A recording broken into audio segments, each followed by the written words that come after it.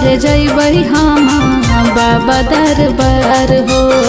चढ़ल सामान पिया हो जा तैयार हो, हो जा तैयार हो। मन कर जइबै हम बाबा दरबार हो। चढ़ल सामान पिया हो जा तैयार हो। बात मन नहीं चल पैबे पैदा गौया शिवाला पर ढार लेना जल धानी गेल ना अपन माना बता गौया शिवाला पर ढार लेना जल।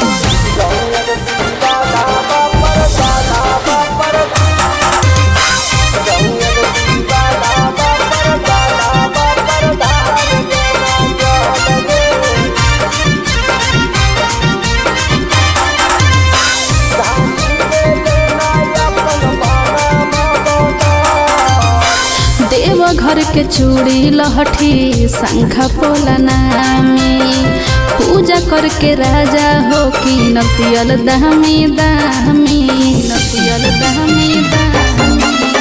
कर नहीं तंग तो ज्यादा चलतो नहीं तोर मरगी घर इस लगा ले भोले बाबा से और पूजा पाठ करे में काहे करे लगल माना।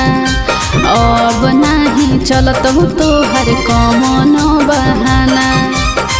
बात मन नहीं चल पैबे पैदा गौया शिवाला पर ढार लेना जल गे धानी गेल ना अपन माना बता गौया शिवाला पर ढार लेना जल।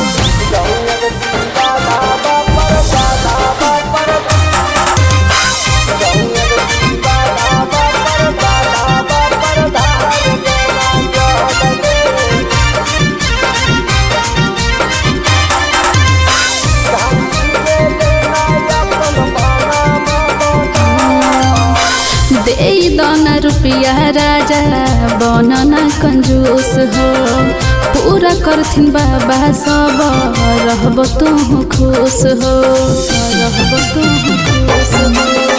जे तोरो इच्छा करो कर ले सब पूरा जाई के चढ़ा ले तो भांग पेल धतूरा। साथे चलो तू हमर सूरज सजनावा नाचल कूदल जइबे बाजे 12 हो बजनावा।